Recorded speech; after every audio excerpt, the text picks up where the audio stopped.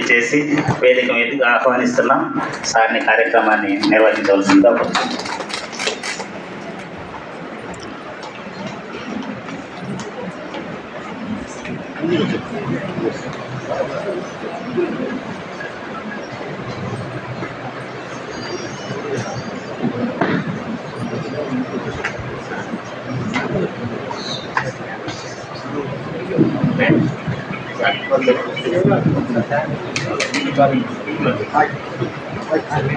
ఓం నమో వెంకటేశాయ. సరే, ఇక్కడ వచ్చేసిన పీజీ ఫ్యాకల్టీ అందరికీ కూడా నా నమస్కారాలు.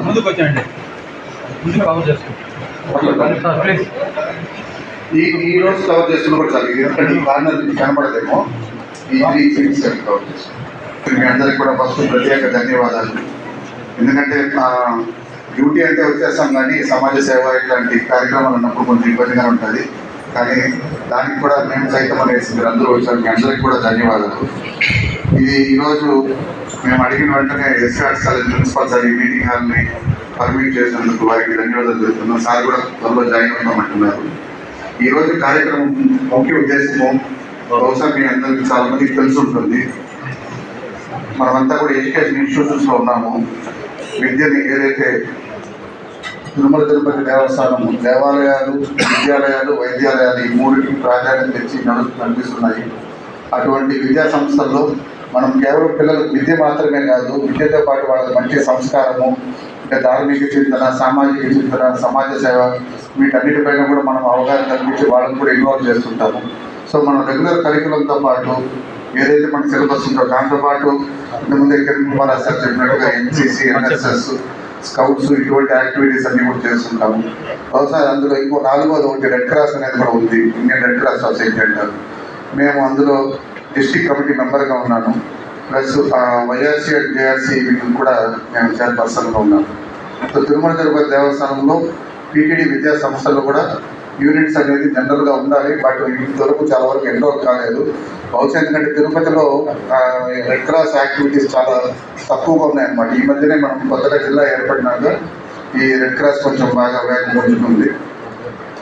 ఇప్పటి వరకు మనకు టీటీడీ మొత్తంలో చూసామంటే ఒకటి ఎస్వి ఆర్ట్స్ కాలేజీలో ఒక యూనిట్ ఉంది, వైఆర్సీ యూనిట్. అదేవిధంగా మన వసంత్ కుమార్ మేడం అధ్యక్షతన ఎస్జిఎస్ కాలేజీలో ఒక యూనిట్ రన్ అవుతుంది. బహుశా నెక్స్ట్ అకాడమిక్ ఇయర్ అంతా కూడా అన్ని కాలేజెస్, స్కూల్స్లో కూడా యూనిట్స్ స్టార్ట్ అవ్వాలని ఆకాంక్షిస్తున్నాను. కాబట్టి మేము ఈ రెడ్ క్రాస్ యాక్టివిటీస్ ఏముంటాయి దానిపైన మీకు చిన్న బ్రేక్ చెప్పాలనేసి మా ఆలోచన.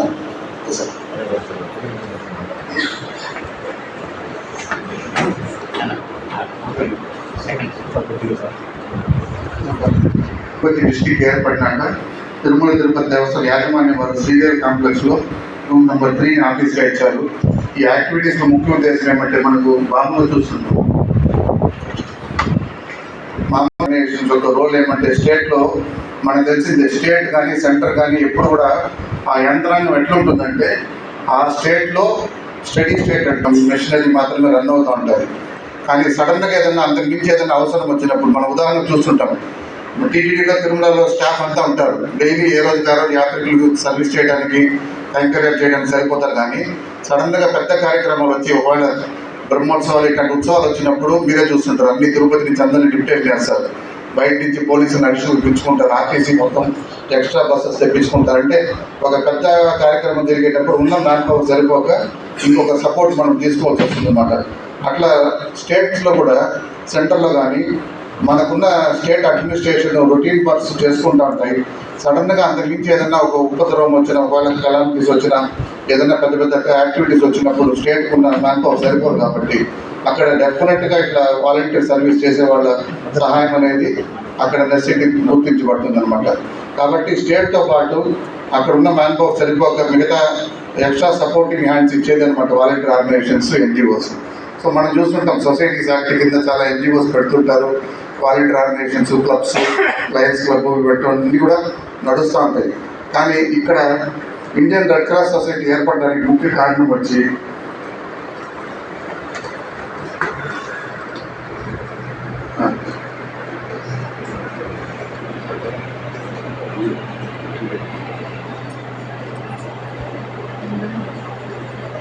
మనకు ఫస్ట్ వరల్డ్ వార్ వచ్చింది 1940లో. మొదటి ప్రపంచ యుద్ధం వచ్చినప్పుడు మనకంటూ ఇండియాగా అప్పుడు స్వాతంత్రం కూడా రాలేదు, కానీ బ్రిటిష్ ట్రూప్స్, మనం బ్రిటిష్ ఇండియన్ ఆర్మీ అంటారు, వాళ్ళ కోసం మనము యుద్ధం చేయాల్సి వచ్చిందనమాట.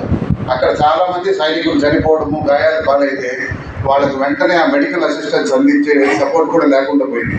అప్పటికి కేవలం ఉండిందంతా కూడా ఒక సెయింట్ జాన్ అంబులెన్స్ అంటారు, అదొక సర్వీస్ మాత్రమే ఉండింది. అది కూడా కంప్లీట్గా మన నీడ్స్కి ఫుల్ఫిల్ చేయలేకపోయాయి అనమాట.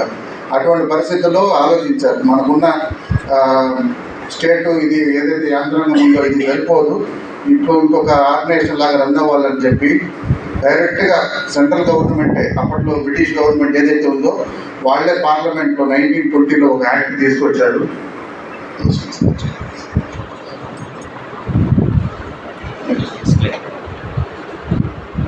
అప్పుడున్నది ఓన్లీ ఒక అంబులెన్స్ సర్వీస్ మాత్రమే ఉంది బ్రిటిష్ రెడ్ క్రాస్ తరఫున.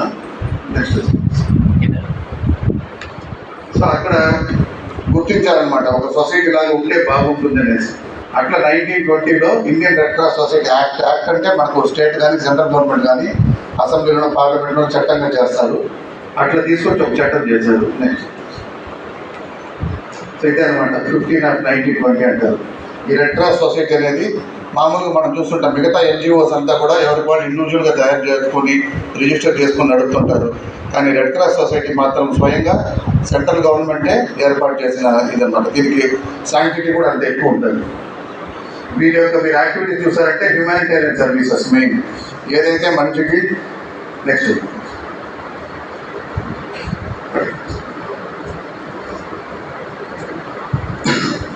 ఏదైతే మనకు వరదలు వచ్చినా, భూకంపాలు వచ్చినా, ఎటువంటి ప్లేగ్స్, ఫెమిన్స్ అంటారు కదా, కరువు కాటకాలు ఇట్లాంటి వచ్చిన సందర్భంలో అంతా కూడా ప్రతి చోట కూడా ఆ రోజు నుంచి రెడ్ క్రాస్ సొసైటీ చాలా యాక్టివ్గా పార్టిసిపేట్ చేస్తూ వస్తుంది. అన్ని స్టేట్స్లో ఆల్మోస్ట్ చెప్పాలంటే మీకు ఇది వచ్చి government of India, state government, local bodies అందరితో కూడా టైఅప్ అయి ఉంటుంది అనమాట. అంటే సింపుల్గా చెప్పాలంటే ఒక బ్రిడ్జ్ అనమాట, పబ్లిక్కి గవర్నమెంట్కి మధ్యలో ఒక బ్రిడ్జ్ లాగా వర్క్ చేస్తుంది అనమాట ఈ రెడ్ క్రాస్ సొసైటీ. దీంట్లో మనకు 36 స్టేట్స్, యూనియన్ టెరిటరీస్లో, అంటే ఇది సెంట్రల్ గవర్నమెంట్ యాక్ట్ ప్రకారం పెట్టారు కాబట్టి దీన్ని ఎవరు కూడా మాకు అవసరం లేదు, మాకు వద్దని చెప్పడానికి లేదనమాట అటువంటి సందర్భం. కాబట్టి ఇది ఇండియా మొత్తానికి ఒక నేషనల్ బ్రాంచ్ ఉంటుంది. అదేవిధంగా ప్రతి స్టేట్లో ఒక స్టేట్ బ్రాంచ్ ఉంటుంది. డిస్టిక్లో ఎత్తుకున్నామంటే డిస్టిక్ బ్రాంచెస్, మళ్ళీ రెవెన్యూ డివిజన్ లెవెల్లో సబ్ బ్రాంచెస్ అన్నీ కూడా ఉంటాయన్నమాట, మళ్ళీ విలేజెస్లో కూడా. అదేవిధంగా మనకి ఇప్పటి వరకు చూసుకున్నామంటే స్టేట్ బ్రాంచెస్ కాకుండా 1000 కన్నా ఎక్కువ ఉన్నాయన్నమాట district branches all over India, దాంతో నడపబడుతుంది. దీనికి మీరు చూసారంటే నేషనల్ బ్రాంచ్కి వచ్చి బై డిఫాల్ట్ యాక్ట్ ప్రకారము, నెక్స్ట్ నేషనల్ బ్రాంచ్ చూసారంటే ప్రెసిడెంట్ ఆఫ్ ఇండియా ప్రెసిడెంట్గా ఉంటారనమాట, ఆనరీ ప్రెసిడెంట్గా. అది ఎవరు కూడా మేము మాకు ఇంట్రెస్ట్ లేదు కాదని చెప్పడానికి లేదు. బై డిఫాల్ట్ చట్ట ప్రకారమే భారత రాష్ట్రపతి నేషనల్ బ్రాంచ్కి ప్రెసిడెంట్గా ఉంటారు. నెక్స్ట్ స్లైడ్స్ మీరు చూసారంటే వాళ్ళు జనరల్ మీటింగ్స్ అంతా కూడా ప్రెసిడెంట్ ఆఫ్ ఇండియాని అటెండ్ అవుతుంటారు అనమాట. మీరు చూసారంటే అబ్దుల్ కలాం సార్, ప్రణబ్ ముఖర్జీ సార్, వీళ్ళంతా కూడా రెడ్ క్రాస్ నేషనల్ దీనికి అటెండ్ అవుతుంటారు. అదేవిధంగా నేషనల్ బ్రాంచ్కు చైర్మన్గా వచ్చి సెంట్రల్ హెల్త్ మినిస్టర్ ఉంటారు. అది by default central health minister దానికి చైర్మన్గా వర్క్ చేస్తారనమాట. అదేవిధంగా మీకు నెక్స్ట్ స్టేట్ బ్రాంచెస్కి వచ్చారంటే స్టేట్ బ్రాంచెస్ అంతా కూడా గవర్నర్స్ ఉంటారు. ఏ స్టేట్కి ఏ గవర్నర్ అయితే ఉంటారో వాళ్ళు బై డిఫాల్ట్ దీనికి ఇండియన్ రెడ్ క్రాస్ సొసైటీకి ప్రెసిడెంట్గా వ్యవహరిస్తారు. దాని తర్వాత డిస్ట్రిక్ట్ బ్రాంచెస్ చూసారంటే కలెక్టర్స్ వ్యవహరిస్తారు. అదేవిధంగా నెక్స్ట్ రెవెన్యూ డివిజన్స్ లెవెల్లో, విలేజెస్ లెవెల్లో చూసుకున్నామంటే ఆర్డీఓస్, ఎంఆర్ఓస్ బై డిఫాల్ట్ వాళ్ళు ప్రెసిడెంట్స్గా యాక్ట్ చేస్తూ ఉంటారు. ఇప్పుడు తిరుపతి డిస్టిక్ రెడ్ క్రాస్ సొసైటీకి ప్రస్తుతానికి ప్రెసిడెంట్గా మనకున్న డిస్టిక్ కలెక్టర్ వెంకటేశ్వర సార్ ప్రెసిడెంట్గా ఉన్నారు. అదేవిధంగా చైర్మన్గా వచ్చి ఏపీ మెడికల్ కౌన్సిల్ చైర్మన్గాను, ప్లస్ స్టేట్ బ్రాంచ్లో ట్రెజరర్గా ఉన్న డాక్టర్ శ్రీహరిరావు సార్ ఇప్పుడు తిరుపతి డిస్టిక్ చైర్మన్గా ఉన్నారు. వీటి యాక్టివిటీస్ చూసామంటే red cross activities, blood bank services అంటారు. బ్లడ్ బ్యాంక్ సర్వీసెస్లోనే చాలా ఐటమ్స్ ఉన్నాయి. కొత్తగా ఏదైనా అందరికీ గ్రూపింగ్ చేసి వాళ్ళ గ్రూప్ ఏమో తెలుసుకొని వాళ్ళు ఏదైనా మేము బ్లడ్ డొనేట్ చేస్తామంటే వాళ్ళని డోనర్స్గా రిజిస్టర్ చేసుకోవడం, వాళ్ళకు బ్లడ్ బ్యాంక్లో మనకు బ్లడ్ డొనేషన్ గురించి మోటివేట్ చేయడం. అదేవిధంగా వాళ్ళు ఒక డొనేట్ చేసేదానికి వస్తే మనము ట్రాన్స్ఫ్యూజన్ మామూలుగా ఇది ఉంటాయి బ్లడ్ బ్యాంక్లో వాళ్ళ దగ్గర బ్లడ్ తీసుకోవడం, ఒక బ్లడ్ బ్యాంక్లో మామూలు ఒకప్పట్లో అయితే ఓన్లీ ఒక డైరెక్ట్గా ఒక పర్సన్ దగ్గర నుంచి అట్లే బ్లడ్ కలెక్ట్ చేసుకుని అట్లే ఇంకో పర్సన్కి ఎక్కించేవాళ్ళు అనమాట టెస్ట్ చేసి.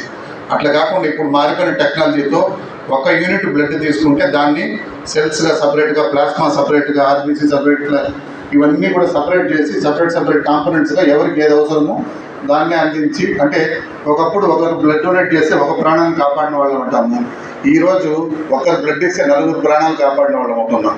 సో అటువంటి యాక్టివిటీస్ జరుగుతుంటాయి, క్యాంప్స్ ఆర్గనైజ్ చేస్తుంటాం, మోటివేషన్ బ్లడ్ డొనేషన్ పైన జరుగుతుంటాయి. అదేవిధంగా మీకు థాలసీమియా అంటే మీరు చాలా మందికి తెలిసి ఉంటుందో లేదో తెలియదు.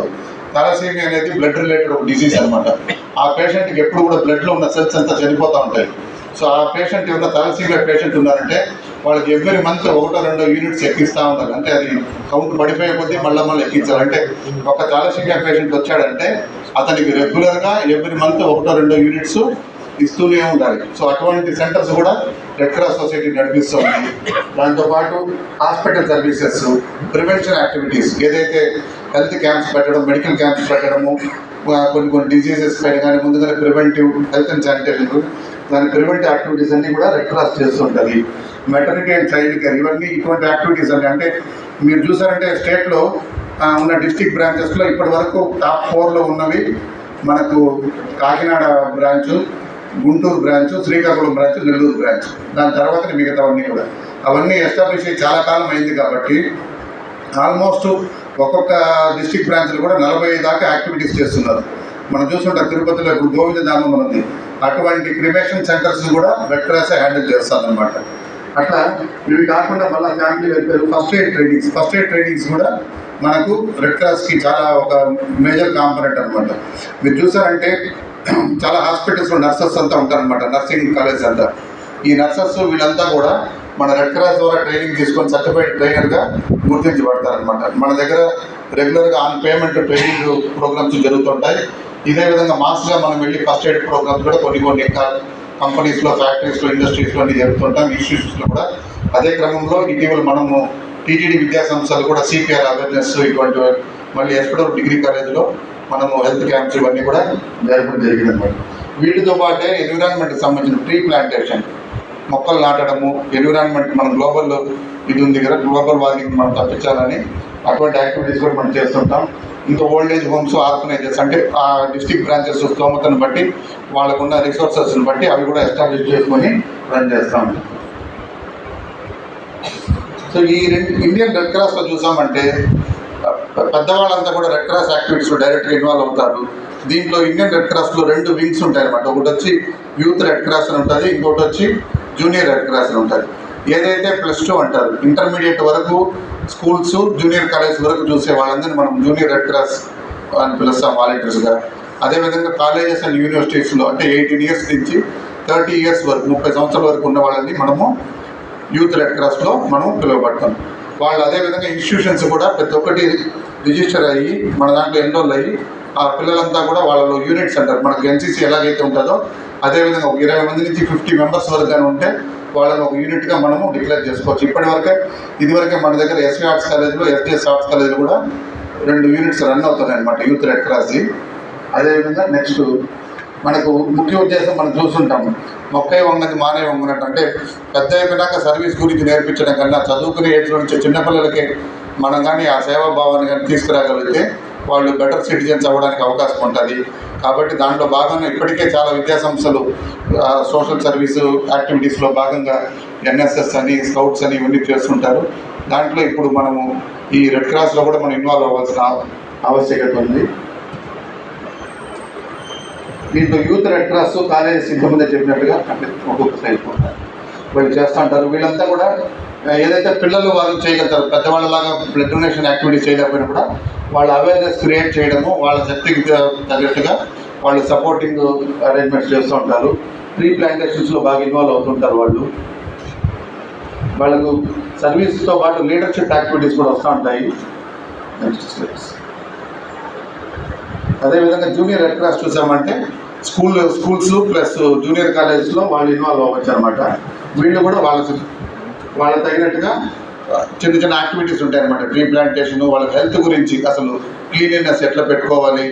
మనం చూస్తుంటాం మన ఇండియాలోనే వచ్చిన ప్రాబ్లం ఏమంటే మనము పిల్లలకి అన్నీ నేర్పిస్తాం. వాళ్ళ దగ్గర కానీ చిన్న ఆ డస్ట్బిన్ కానీ అట్లా ఎత్తి మూవ్ చేసామంటే వెంటనే పేపర్కి వచ్చేస్తారు, పిల్లల దగ్గర పని చేపిస్తున్నారు. కానీ మనం జపాన్ అట్లా కొన్ని కంట్రీస్లో చూసామంటే వాళ్ళకి అదొక భాగం అనమాట. వాళ్ళ స్కూల్లో వాళ్ళు నేర్చుకునేటప్పుడే వాళ్ళు ఇటువంటి పనులన్నీ కూడా హౌస్ హోల్డ్తో సహా మొత్తం చేయడం కూడా అలవాటు పడుతూ ఉంటారు. సో ఈ వైఆర్సీ జేఆర్సీ గురించి చెప్పడం మన ముఖ్య ఉద్దేశం అనమాట. అదేవిధంగా రెడ్ క్రాస్ సొసైటీ తిరుపతిలో ఎప్పటి నుంచో చిన్న బ్రాంచ్గా ఉన్నా కూడా అది అంత మా లెవెల్లో లేదనమాట. యాక్చువల్గా చిన్న చిన్న యాక్టివిటీస్ మాత్రమే చేసుకుంటున్నారు. అప్పుడు జరిగిన చిన్న చిన్న కొన్ని యాక్టివిటీస్ ఉన్నాయన్నమాట. బ్లడ్ డొనేషన్ క్యాంప్స్ పెడుతున్నాము. దాని తర్వాత మనము కోవిడ్ టైంలో కొంచెం పబ్లిక్ హెల్త్ వర్కర్స్ వీళ్ళకందరికీ కూడా మేము కొన్ని సర్వీసెస్ చేసాం. అదేవిధంగా తిరుపతిలో ఎంఆర్పల్లిలో ఫ్లడ్స్ వచ్చినప్పుడు వాళ్ళకంతా కూడా మనము మెటీరియల్స్, వాళ్ళకి కావాల్సిన మెటీరియల్స్ అంతా అందించాము. యాక్చువల్గా మనకు యాడెడ్ అడ్వాంటేజ్ ఏమంటే ఇది సెంట్రల్ గవర్నమెంట్ ద్వారా ఒక యాక్ట్ ద్వారా వచ్చిన ఆర్గనైజేషన్ కాబట్టి దీనికి మంచి సపోర్ట్ ఉంటుందండి. తిరుపతి డిస్టిక్ మేము బ్లడ్ బ్యాంక్ మీరు పెడతారా, కొత్తగా డిస్ట్రిక్ట్స్ ఏర్పడినాక ఆంధ్రప్రదేశ్ ఫామ్ అయినాక కొత్త డిస్ట్రిక్ట్స్ పెట్టినప్పుడు వాళ్ళు అడిగారు స్టేట్ నుంచి మీరేమైనా బ్లడ్ బ్యాంక్స్ పెట్టుకోగలుగుతారా అంటే చాలా డిస్ట్రిక్ట్స్ నో ఉన్నాయి. ఎందుకంటే ఇప్పుడే కొత్త డిస్ట్రిక్ట్ ఏర్పడింది, మాకు ఇంకా ఆఫీస్ కూడా మేము సెట్ చేసుకోలేదు, డిస్ట్రిక్ట్ బ్రాంచ్ ఇప్పుడే ఫామ్ చేస్తున్నాము, మరి అంత వెంటనే బ్లడ్ బ్యాంక్ అంటే కష్టం అన్నారు. కానీ స్టేట్ బ్రాంచ్ వాళ్ళు కానీ నేషనల్ బ్రాంచ్ నుంచి కూడా మీటింగ్స్ జరిగినప్పుడు ఒకటే అన్నారు, తిరుపతి అనేది మంచి పొటెన్షియల్ ఉన్న సెంటరు, ఎడ్యుకేషన్ హబ్, మెడికల్ హబ్గా ఉంది. ఇక్కడ స్టూడెంట్స్ కానీ ఇటువంటి హాస్పిటల్స్ కానీ తగ్గ కొదవలేదు. అదేవిధంగా తిరుమల తిరుపతి దేవస్థానం కూడా ఉంది, మీకు మంచి మారల్ సపోర్ట్ ఉంటారు, మీరు ఒకసారి పెడతారేమో ఆలోచించిందంటే మేము ఏమి ఆలోచించకుండా ఎస్ అనేసాము. అది ఎస్ అన్న కరెక్ట్గా 15 days కంతా కూడా నేషనల్ బ్రాంచ్ నుంచి 1.5 crores వర్త్ ఎక్విప్మెంట్స్ అంతా వచ్చేసింది అనమాట తిరుపతికి. అది పెద్ద పెద్ద ఫ్రిడ్జెస్ -40 -80లో మెయింటైన్ చేసేవన్నీ కూడా ఇచ్చారు. అంటే ఎందుకు చెప్తున్నానంటే మనకు అంత పొటెన్షియల్ ఉంది.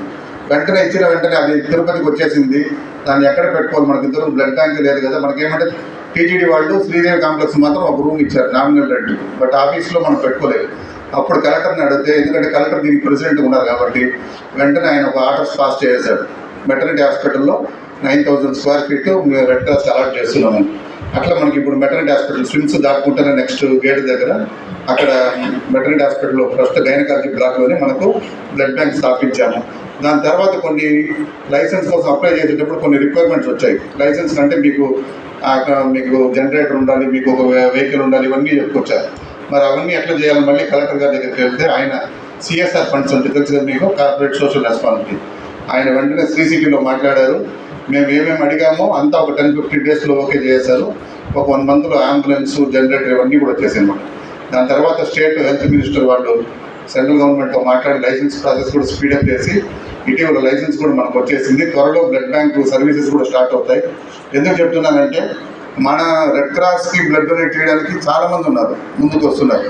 మిగతా చోట్ల ప్రైవేట్ బ్లడ్ బ్యాంక్ బ్లడ్ ఇమ్మంటే భయపడతారు, ప్రైవేట్ వాళ్ళకి నేను ఎందుకు చేయాలని అంటారు. కానీ తిరుపతికి మాత్రం అంత పొటెన్షియల్ ఉంది. మాది బ్లడ్ బ్యాంక్ పెడుతున్నామని తెలిసి బ్లడ్ బ్యాంక్ లైసెన్స్ వచ్చే లోపలే సుమారు 10-15 క్యాంప్స్ నిర్వహించబడ్డాయి. ఎట్లా అంటే శ్రీసిటీ నుంచి పిలుస్తారు, మేము 1000 members ఇస్తున్నామంటారు, 1000 units పెట్టుకునే ప్లేస్ మనకు లేదు, అసలు లైసెన్స్ రాలేదు. అప్పుడు మేము నెల్లూరు బ్లడ్ బ్యాంక్ వాళ్ళకి చెప్తాం, మీరు వచ్చి ఒక 500 units కలెక్ట్ చేసుకోండి, చిత్తూరు వాళ్ళకి చెప్పి మీరు ఒక 500 కలెక్ట్ చేసుకోండి అంటాం. మీరు ఒక్కసారి ఊహించుకోండి, మనం ఒక్క బాటలు కావాలని మనం తిరుపతిలో ఎక్కడో తిరుగుతూ ఉంటాం, ప్రైవేట్లో తిరిగి. కానీ ఇటువంటి రెడ్ క్రాస్ వాటికైతే మాత్రం మంచి పొటెన్షియల్ ఉంది. ఆ విధంగా ఇప్పుడు ఏదైతే 1000 మనము యూనిట్స్ వేరే సెంటర్స్కి ఇచ్చామో నెక్స్ట్ ఇవన్నీ కూడా మనకే వచ్చే అవకాశం ఉంది. సో తిరుపతి డిస్ట్రిక్ట్ ఏర్పడినాక మనకు కొత్త కమిటీ కూడా ఫామ్ అయింది. నెక్స్ట్ సో డిస్ట్రిక్ట్ కలెక్టర్ ప్రెసిడెంట్గా కలెక్టరేట్లోనే మనకు పద్మావతి నిలయం ఉంది కదా, కలెక్టరేట్లోనే కొత్త టీం అంతా కూడా అనౌన్స్ చేశారు. ఇందులో కూడా ఏం చేశారంటే ఏదో ఇంట్రెస్ట్ ఉన్న వాళ్ళు వీళ్ళు అంతా ఆ టైంలో వచ్చి నామినేట్ చేసి పెట్టేశామంటే మళ్ళీ ఫెయిల్యూర్ అయిపోతుంది, ఇన్యాక్టివ్ అయిపోతుంది అని చెప్పి కలెక్టర్ గారు ప్రత్యేకంగా శ్రద్ధ తీసుకొని స్టేట్ కమిటీతో మాట్లాడి మీరు ఎవరెవరైతే మెంబర్స్ ఉన్నారో వాళ్ళలో మీరు స్క్రూటినీ చేసి మీరు ఫిల్టర్ చేసి మీరు మంచి టీంని ఏర్పాటు చేయండి అన్నారు. అట్లా ఏర్పాటు చేసినప్పుడు మనకు చైర్మన్గా ఏపీ మెడికల్ కౌన్సిల్లో చైర్మన్గా ఉన్నారు శ్రీహర్ సార్, ఆయన్ని మనకి దీనికి చైర్మన్గా పెట్టారు. అదేవిధంగా ఇక్కడ నుంచి లెఫ్ట్ నుంచి సెకండ్ పర్సన్ చూసారంటే వైస్ చైర్మన్ మయూర్ అనేసి కాళాస్త్రిలో MGM hospitals, MGM education institutions ఎండీగా ఉన్నారు.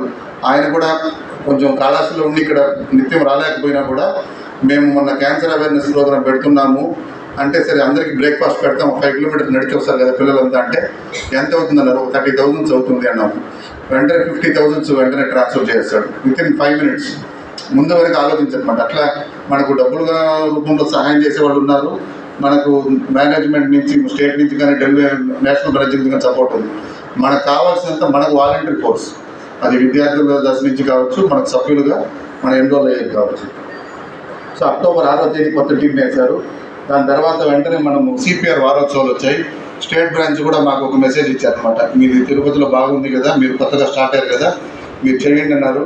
మా డిస్టిక్ బ్రాంచ్ పైన స్టేట్ బ్రాంచ్ నమ్మకం పెట్టుకుంది, డిస్టిక్ బ్రాంచ్ వచ్చి మోస్ట్లీ మా మీద నమ్మకం పెట్టుకుంది. టీటీడీ అయితే బాగున్నారు, అసలు మంచిగా సపోర్ట్ చేస్తారని చెప్పి, ఎందుకంటే గవర్నమెంట్లో అన్ని చోట్ల మనం రిక్వెస్ట్ చేయలేము, ఫస్ట్ అయితే టీటీడీతో స్టార్ట్ చేయలేదు. ఆ ప్రకారం మనము ఇప్పుడు ఎస్పీడబ్ల్యూ జూనియర్ కాలేజీలో సిపిఆర్ వారోత్సవం జరిపాము, వాళ్ళకంతా అవగాహన కల్పించాము. ఎందుకంటే మనం ఇవన్నీ చాలా వరకు అవసరం లేనంత వరకు లైట్గా తీసుకుంటారు సార్ మీరు. ఎందుకంటే మనకు ఫస్ట్ తెలియదు. నేను ప్రాక్టికల్ ఎగ్జాంపుల్ చెప్తాను సార్, ఇంతకుముందు చెప్పారు కదా బ్లడ్ షివ్ అనేసి. నేను ఇప్పుడైతే టెక్నాలజీ ఉంది, నేను 96, 97లో బ్లడ్ డొనేషన్ స్టార్ట్ చేసినప్పుడైతే టెలిఫోన్స్ కూడా లేవు, ఆఫీసెస్లో ల్యాండ్లైన్స్ తప్ప సెల్ ఫోన్స్ లేవు. నేను ప్రతిరోజు సెంట్రల్ హాస్పిటల్కి వెళ్తాను, ఏదైనా బ్లడ్ కావాలని కనుక్కుంటాను. అప్పుడు సైకిల్ దొక్కరు, అక్కడికి వెళ్ళి కనుక్కొని 1-2 యూనిట్స్ ఈ గ్రూప్ కావాలి, ఈ గ్రూప్ కావాలంటే ఏడీ బిల్డింగ్లోనే కింద సెల్లార్లో అక్కడ ఇది ఉందన్నమాట టెలిఫోన్ ఎక్స్చేంజ్. అక్కడికి వచ్చి కూర్చొని ఆ ల్యాండ్లైన్ ఒక్కొక్క ఆఫీస్కి, ఇప్పుడు తిరుమల పంచాయతీ ఆఫీస్ ఉంటే పంచాయతీ ఆఫీస్కి అట్లా ల్యాండ్లైన్ నెంబర్లు కొట్టి అక్కడ మన స్టాఫ్ ఎవరైతే ఉన్నారో ఆ డోనర్ని ఇంట్రొడ్యూస్ వాళ్ళకి పిలుచుకొని అట్లా చేసుకుంటూ వచ్చాను. నా ఆఫీస్లోనే వర్క్ చేసే ఒకతో ఉన్నాడు, ఈరోజు అతను ఏఈ అయిపోయినాడు, ఇంజనీర్. ఆ రోజు అతను ట్రేసర్గా ఉన్నాడు. నేను అతన్ని కూడా, నువ్వు కూడా ఎంగా ఉన్నావు కదా, మాలాగే బ్లడ్ ఇవ్వచ్చు కదా అంటే, అయ్యో నేనేది ఇచ్చేది, ఒకటి భయం అంటారు కొంచెం, లేదంటే వెంటనే వీళ్ళే డాక్టర్స్ లాగా చెప్పేస్తారు నా దగ్గర బ్లడ్ తక్కువ ఉందంటాను, లేదా హిమోగ్లోబిన్ తక్కువ, వీళ్ళే మొత్తం స్పెసిఫికేషన్స్ ఇచ్చేస్తారు, అన్నీ చెప్తారు. నేను సరే ఒకసారి మనం ప్రయత్నం వదలం కదా, ఎప్పుడప్పుడు క్యాంప్స్ పెట్టిన అతన్ని నేను రిపీటెడ్గా రిక్వెస్ట్ చేస్తూనే ఉన్నాను, ఏమి చూడొచ్చుగా చేయొచ్చు కదా అంటారు. లేదు లేదు లేదు లేదు అదేంటి అసలు, దీనికి అంత డ్రై సబ్జెక్ట్ అనమాట. బ్లడ్ డొనేషన్ అంటే మీరు పెళ్ళి అని చెప్పండి, ఏదైనా ఫంక్షన్ అని చెప్పండి, లేదా పార్టీ అని చెప్పండి, మనం నలుగురిని పిలిస్తే వాళ్ళు ఇంకో నలుగురిని కూడా పిలుచుకొని 8 మందికి అటెండ్ అవుతారు. కానీ ఈ ఎల్ఐసి ఏజెన్సీ లాగా అనమాట, పాలసీ కోసం వచ్చినామంటే వెంటనే కనపడకుండా వెళ్ళిపోతారు చూడండి. ఆ విధంగా బ్లడ్ డొనేషన్ అన్నామంటే చాలా ఒక్కరు కనిపించారు. ఆ రోజు వెంటనే పోయిన వారం నాకు ఫీవర్ వచ్చింది, అది ఇది ఏదో ఒకటి చెప్పుకుంటాను. అతను ఆఫ్టర్ 12-13 years తర్వాత నేను ఇంకొక చోట, అప్పటికి నేను చూపుంటా అయిపోయినా, అతను కూడా సడన్గా ఎక్కడున్నా శివ కలవాలి, ఏం విషయం చెప్పండి, ఏం లేదు వెంటనే నేను కలవాలి. నేను అప్పుడు కేటీ క్వార్టర్స్ ఉన్నా, ఇంట్లో ఉన్నానంటే వెంటనే ఇంటికి వచ్చేసినాను, నాకు అర్జెంటుగా బ్లడ్ కావాలి, నా వైఫ్కి ఎమర్జెన్సీ. ఇప్పుడు మామూలుగా నా ప్లేస్లో మీరుంటే ఎట్లా రియాక్ట్ అవుతారు చెప్పండి, ఇస్తానంటారా ఏమనంటారా? ఆబ్వియస్గా సర్వీస్ అన్నాక అతను ఈరోజు ఫ్రెండ్ మనం చూడము, అతనికి అరేంజ్ చేశాను. ఆ రోజు అతను వెంటనే చెప్పాడు, మీకు ఎప్పుడు ఏమో ఎమర్జెన్సీ అయినా చెప్పు, నువ్వు నాకు హెల్ప్ చేసాను కాబట్టి నేను వచ్చి ఇస్తానన్నాడు. చాలా మాట చేయాలనుకున్నాను, కానీ అది అక్కడ అతనికి సర్వీస్ మోటివ్తో చెప్పలేదు, అతని స్వార్థమే. అతను ఇన్ని రోజులు గుర్తించింది అతనికి అవసరం అనేటప్పటికీ గుర్తించాల్సి వచ్చింది. సో ఇటువంటి యాక్టివిటీస్ అన్నీ ఉంటాయి. సో వాటిలో ఈ సిపిఆర్ అనేది కూడా ఒక యాక్టివిటీ అనమాట.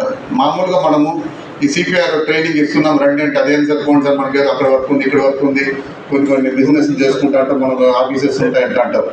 కానీ సడన్గా వాళ్ళ ఫ్యామిలీని ఎవరో ఒకరు పడిపోయి, మీరు బెస్ట్ ఎగ్జాంపుల్ చెప్పంటే మనకు అందరికీ తెలిసిన వ్యక్తే అబ్దుల్ కలాం సార్, తెలుసు కదా. అబ్దుల్ కలాం సార్ నిజంగానే కానీ ఆ రోజు సిపిఆర్ చేస్తుంటే కాపాడుకొని ఉండొచ్చు. స్టేజ్ పైన కొలాప్స్ అయ్యాడు, అందరూ ఉన్నారు, బట్ ఎవరికి ఆ థాట్ రాలేదు. మెడికల్ వాళ్ళే చెప్పారు, ప్రెసిడెంట్ ఆఫ్ ఇండియాని మనం కాపాడుకొని ఉండొచ్చు అంటే దానిపైన అవగాహన లేదు. అది సడన్గా ఎవరో ఫ్యామిలీ మెంబర్స్కి ఏదైనా అయినప్పుడు ఏమనిపిస్తుంది అంటే, ఆ రోజు అసలు అది తెలియక మనం ఏం చేస్తాము, తెలియకుండా వదిలేసినా ఒకటి పర్వాలేదు, అది తెలియకుండా పొరపాటు చేస్తుంటాం. ఆ టైంలో వాళ్ళకి వాటర్ ఇవ్వకూడదంటే గబగబా నీళ్లు తాగించండి అంటారు, వెంటనే వాళ్ళని కుదిపేసి గబగబా ఎత్తుకొని లాక్కొని పోతారు. అసలు ఆ టైంలో నడిపించకూడదు.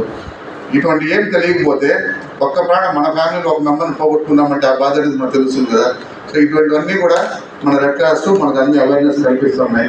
నిజంగానే అసలు టీటీడీ ఎడ్యుకేషన్ ఇన్స్టిట్యూట్ ఉన్న ప్రిన్సిపాల్స్ కానీ ఆ ఫ్యాకల్టీ వీళ్ళందరికీ కూడా మళ్ళీ ఇంకొకసారి ధన్యవాదాలు చెప్పాలి. ఎందుకంటే మేము మీ కాలేజీలో చేయించాలంటే వెంటనే ఏ రోజు టైం చెప్పండి సార్ అని చెప్పి మేము సింపుల్గా పోయి స్టేజ్ పైన కూర్చొని ఆర్గనైజ్ చేసి వచ్చాం. కానీ వాళ్ళు మొత్తం మొబిలైజ్ చేసి స్టూడెంట్స్ని గ్యాదర్ చేసి అంతా కూడా చాలా సపోర్ట్ చేశారు. మ్యూజిక్ కాలేజ్లో అదేవిధంగా జరిగింది, పాలిటెక్నిక్ కాలేజ్లో జరిగింది, ఎస్టూడెంట్ డిగ్రీ కాలేజ్లో జరిగింది. నెక్స్ట్ ఎస్జెస్ హై స్కూల్లో కూడా వాళ్ళ పాప పిల్లలంతా చాలా ఇంట్రెస్ట్గా వాళ్ళ పిల్లలు కూడా మేము చేస్తాం సార్ అని చెప్పి సార్ మ్యానిక్యూమ్స్ని పట్టుకుని వాళ్ళు అదే విధంగా కూడా వాళ్ళు డెమోస్ చేశారు. నెక్స్ట్ కోదండరామ్ సార్ స్కూల్లో కూడా జరిగింది.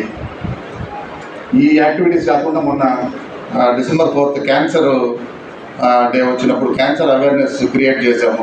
క్యాన్సర్ అవేర్నెస్ క్రియేట్ చేసేటప్పుడు కూడా నేను ఒకటే చెప్పాను, చాలా వరకు మాకు దాని ముందు రోజే ఒకరు అడిగారనమాట, అదేం సార్ క్యాన్సర్ వచ్చేటప్పుడు పేషెంట్ ఇక్కడ ఉంటాడు, హాస్పిటల్లో వాళ్ళు డాక్టర్స్ ట్రీట్ చేస్తారు, మీరు అవేర్నెస్ ప్రోగ్రామ్ పెట్టి మీకు ఏదో ఊరికి పబ్లిసిటీ కోసం పెట్టినట్టు కానీ మీ అవేర్నెస్ ప్రోగ్రామ్ ఎట్లాంటి వాళ్ళని కాపాడుతుందన్నారు.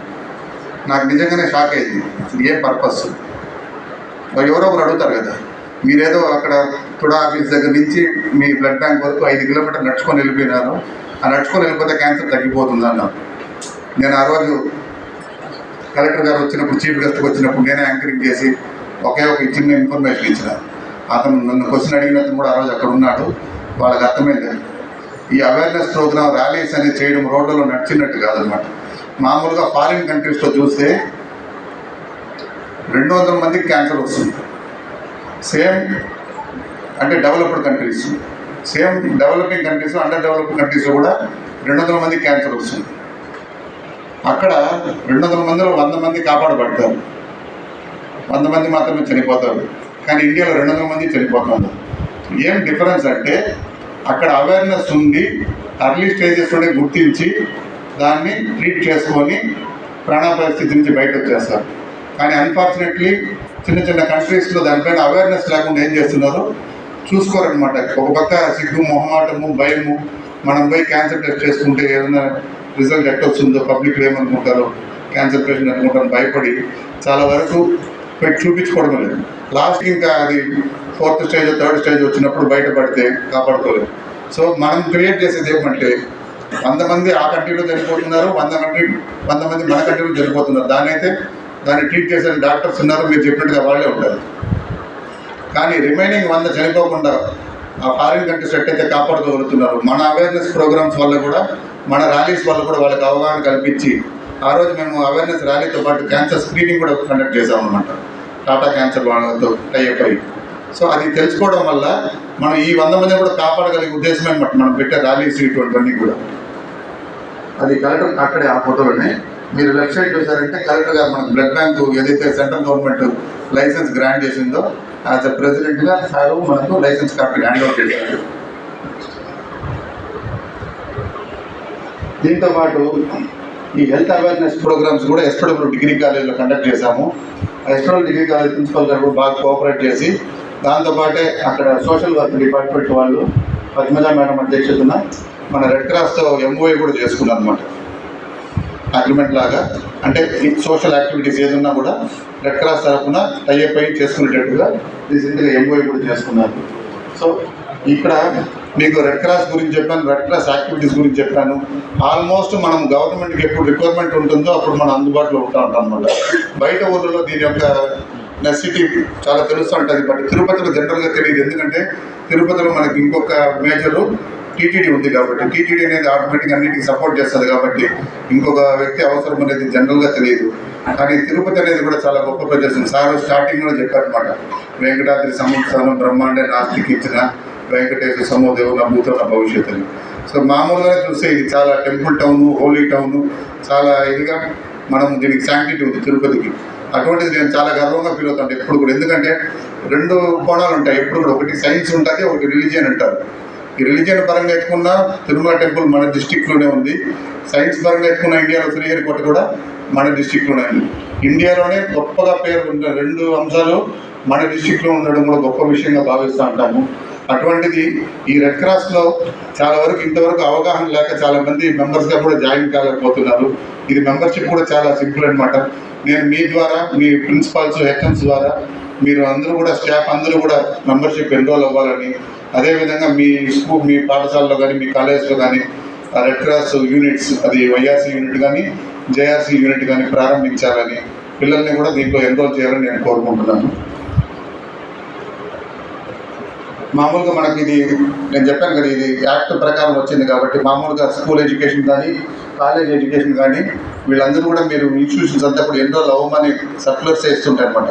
ఇది ఇటీవల మొన్న ఫిబ్రవరి డిస్టిక్ ఎడ్యుకేషన్ ఆఫీసర్ కూడా ఇచ్చారనమాట. స్కూల్స్ అంతా కూడా ఎన్రోల్ అవ్వండి. అదేవిధంగా కమిషనర్ ఆఫ్ కాలేజ్ ఎడ్యుకేషన్ కూడా సర్కులర్స్ ఇచ్చున్నారు. అది కూడా మీకు అందరికీ కూడా మళ్ళీ షేర్ చేస్తాను.